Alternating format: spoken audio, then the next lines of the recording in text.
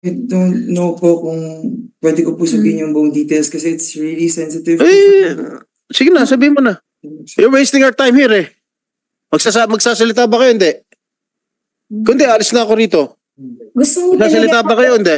gusto mo namin makatulong po sa layunin. Yes.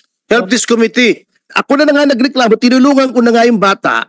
Ako pang masama, sinisira ko daw yung reputasyon ng GMA7. Hindi po dapat ganoon ang attitude.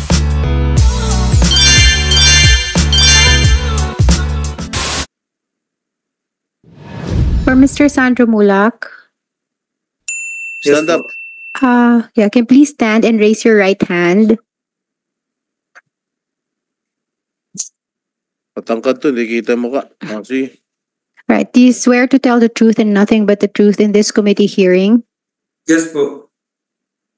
23. Okay, thank you. You may sit down. Oh, Mr. Sandro. Yes po, Your Honor. Gusto mo ba i-narrate lahat yung ginawa sa'yo? Hindi pa Kasi po. nababasa lang namin sa Facebook.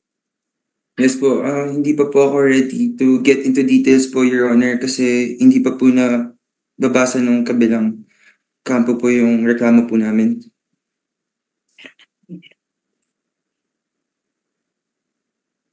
Nahihirapan po ako ikwento po yung buong details po. Okay, kilala mo yung dalawa? Si Jojo Nones and Richard Cruz. Si Sir Jojo lang po yung kilala ko. Si Richard po, nakilala ko lang po that night. That night, yung Richard, Yes po. during, Nung madaling araw po nung nangyari po lahat yun. ano? Nung madaling araw po, nung nangyari po lahat yun. Doon mo lang nakilala ni Richard. Yes po. Okay, tell this committee, who texted first?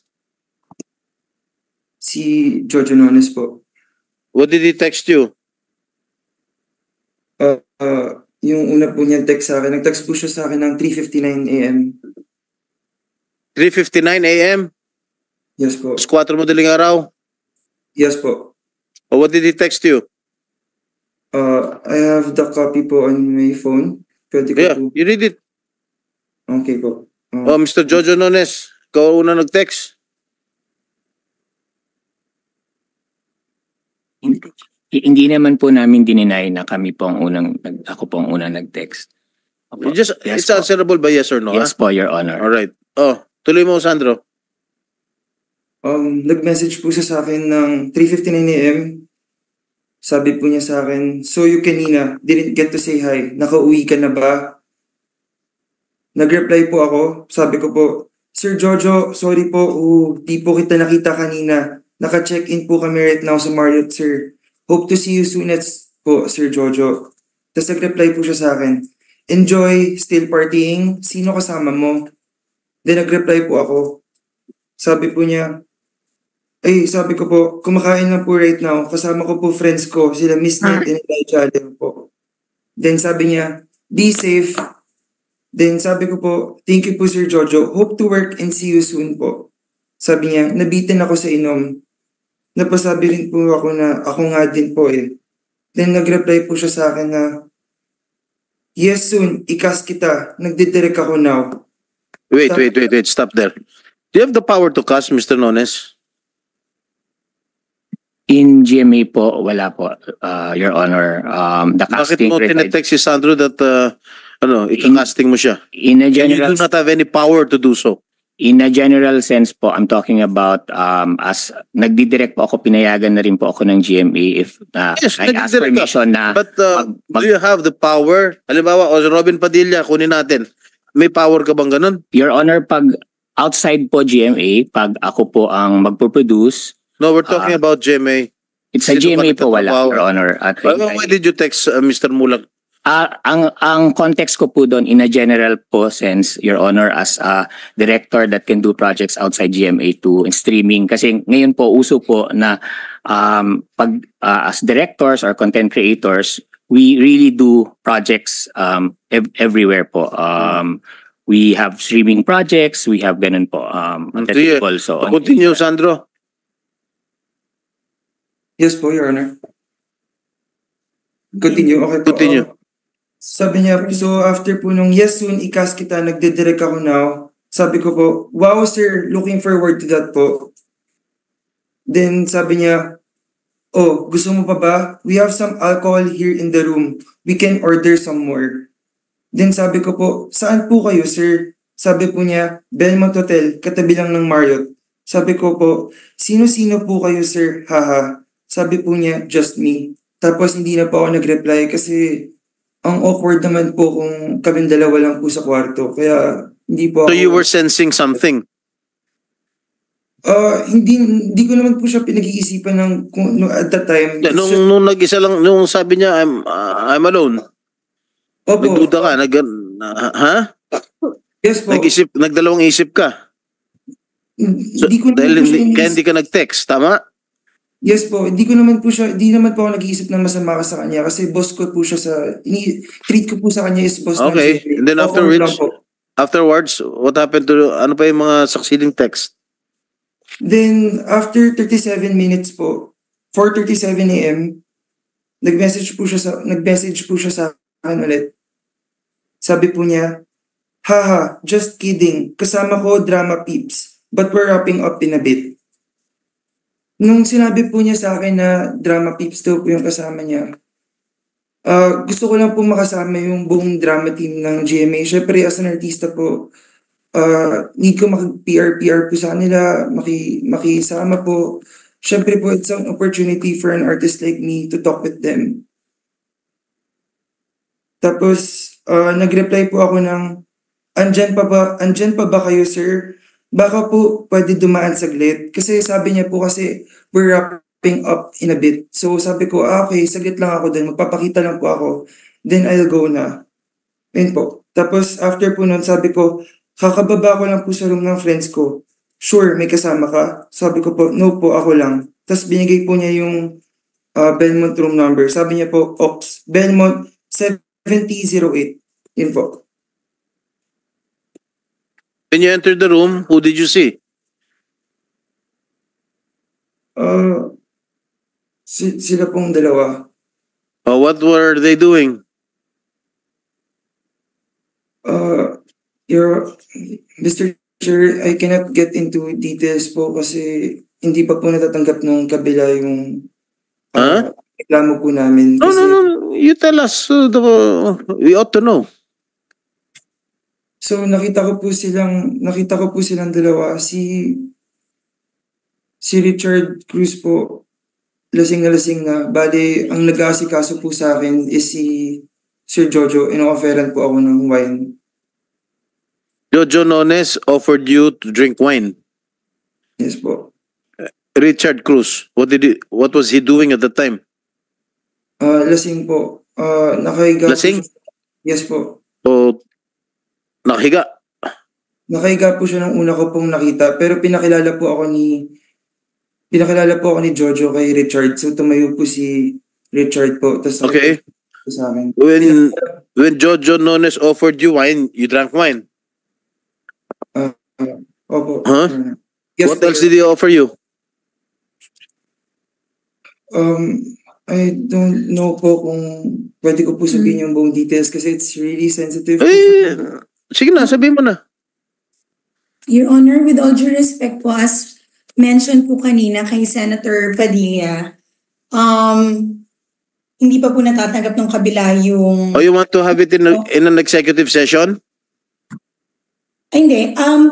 Dahil po hindi pa po natatanggap ng kabila yung complaint, dapat po mamarapatin po namin matanggap muna nila bago nila malaman yung pinaka detalye. And also po, medyo natitrigger pa po si Sandro. Although nilakasan niya po talaga yung loob niya na magpakita ho today, pwede ho siguro, hindi po niya kaya talaga na dire-diretso na pag-usapan lahat ng detalye. Alam niyo, pag hindi natin tatapusin to, ahaba ng ahaba ito. You're wasting our time here eh.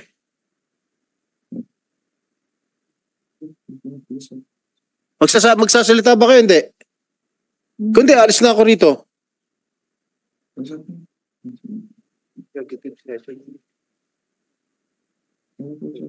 Gusto mo Nasalita ba kayo? Hindi. Gusto mo namin makatulong po sa layunin. Yes. Help this committee. Or you want to have an executive session or what? Executive session with just you, Your Honors, and not with the other parties. We will have our own time and not in front of them. Okay. Okay, Your Honor. Sige, leave.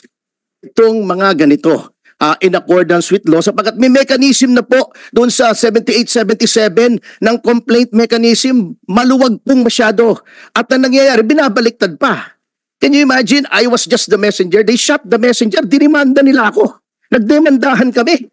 Nag-areglo lang kami at pinatawad ko ng mga kapwa-abogado ko. I had to sue your vice president din, your legal din. Kasi ako na nga nagreklamo, tinulungan ko na nga yung bata. Ako pang masama, sinisira ko daw yung reputasyon ng GMA7. Hindi po dapat ganoon ang attitude, Mr. Chair. Thank you. Okay po, at maraming salamat po, Attorney Ferdinand Topacio, Attorney Angelo Diokno. Opo. Thank you, Mr. Chair. Dito lang po. Yes, Mr. Chair. I'd just like to thank the Attorney Topacio for the unsolicited lecture regarding the matter. But again, we'd like to reiterate that GMA has had a policy against sexual harassment. And we have been strict about it. Again, we have never covered up any incident of sexual harassment. Maybe there was just a problem regarding the reporting. There are different channels in the manner of reporting sexual harassment. Like what Mr. Gerard Santos did, he elevated it immediately to the president, to the COO. In fact, GMA has a box there that you could just put there your complaint, and the COO, the president, will read it. So there are different avenues for GMA. If they say that the department is not acting on it, they can go directly to legal, to HR, or to office of the president. So there are different avenues, Mr. Chair. So there is, again, I'd like to reiterate, I'd just like to counter the impression that Attorney Topacio is creating, is conveying to the public that GMA has a policy on cover-up. And legal is very active on the matter. We do not encourage any form of cover-up. Okay. In fact, if there is someone that is covering up the matter, we also file a administrative case against them, Your Honor. We're very active on that. Thank you, Mr. Chair. Maraming salamat po, Attorney Angelo Diokno. Sir Nino Mulak. Opo. Your Honor, I'd just like to ask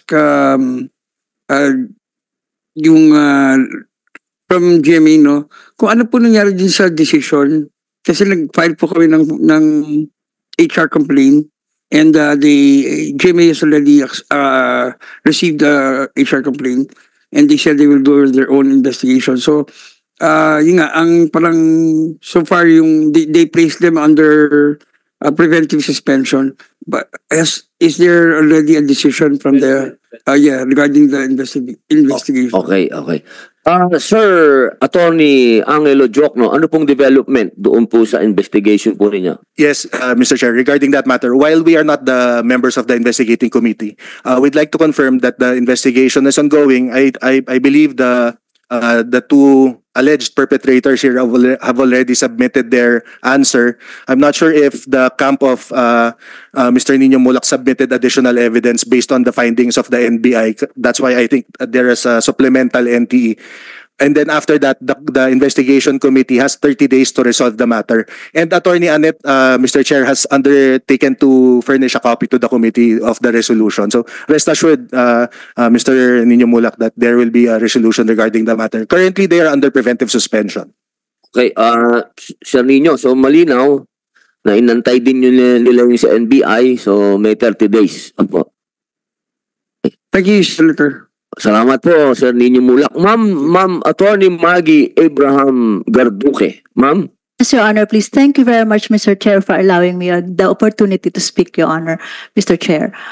Your Honor, my only statement is that with due respect, Mr. Chair, I would like this honorable committee to look into the case of Bengzon versus Senate Blue Ribbon Committee, Your Honor, with respect to the jurisdiction when a case is already filed, Your Honor. With due respect, just look into it.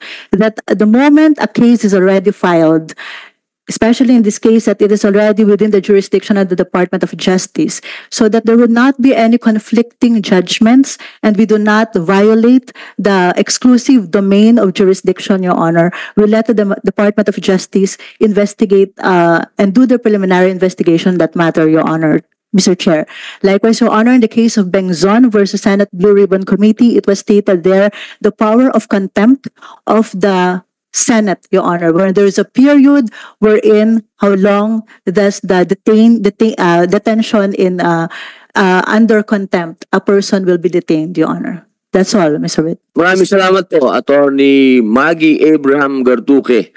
Marami na pong mga ganyang naging usapin dito sa pagdinig po ng Senado. Maraming salamat po at nasa record po ang inyong sinabi. Thank you very much, Mr. Chair. Gusto ko lang pong kamustahin Mr. si Chairman. Richard Cruz. Mr. Richard Cruz, kamusta po kayo? Na-high blood daw po kayo? Ay, hindi po. Nagkaroon na po ako ng gastrointestinal bleeding. Yes po. Sir Richard, hindi po kami husgado ha. Huwag po kayong masyadong ma-stress o ano lang po ito. Kailangan lang po tayo makagawa ng mga batas. At kayo po ay nakakatulong dito sa mga ganap na to. At ano po kayo? Relax lang. Ano po ito? Para po to sa bayan. Yun na lang po ang isipin ninyo. Nakakatulong tayo sa bayan. Opo. May gusto po kayong sabihin. May gusto po kayo. Sabi lang, Gerard, may gusto po ba kayong sabihin, Sir Richard? Wala na po. Opo. Okay, Sir Gerard. Mr. Chairman, gusto ko Sir Santos, magpasalamat po sa Senate Committee po sa pagkakataon pong ito. At ayun po kanina po, isa rin po sa mga dahilan kung bakit din po ako nandito. Yun, na-invite po ako. Salamat po. At gusto ko pong mag-shed light and bukasan din tayong stigma dito po sa ganito pong mga kaso. Kasi po talagang yun nga, nabanggit nga ni Sandro, talagang nakakahiya po talaga na magsalita about yung mga ganitong klaseng cases. Kaya po ako inabot nga po ako ng 5 years bukod sa, yun nga po, wala po akong pedigree. Ako po ay baguhan nung po sa showbiz. So wala po talaga akong lakas ng loob para magsalita. So ako po gusto ko pong magsilbing example po sa lahat na huwag po silang matakot ngayon dahil ngayon po may boses na po ang lahat ng tao.